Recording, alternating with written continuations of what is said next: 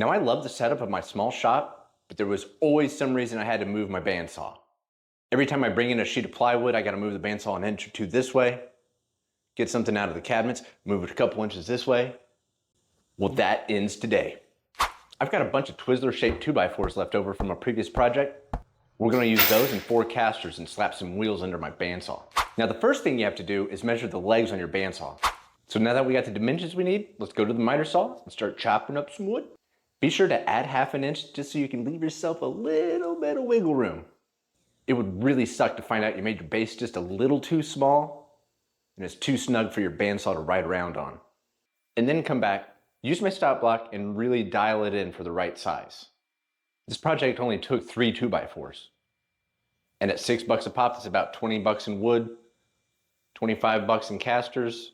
I had the screws laying around, so that's a sunk cost, doesn't even matter.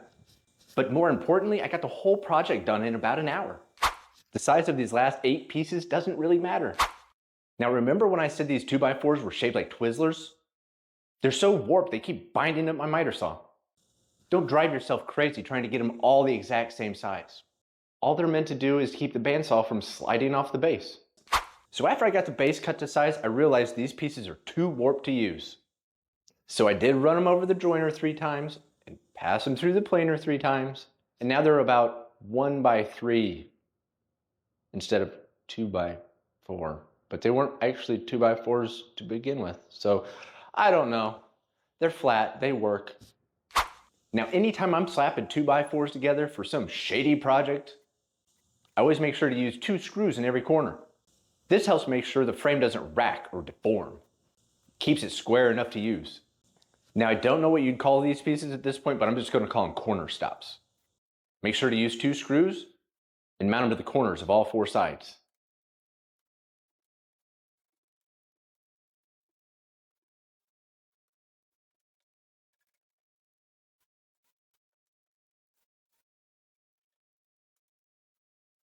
Now that we got the base complete, let's flip it over and add the casters.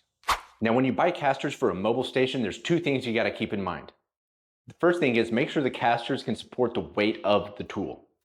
And the second thing is make sure that 2 of the wheels have brakes on them.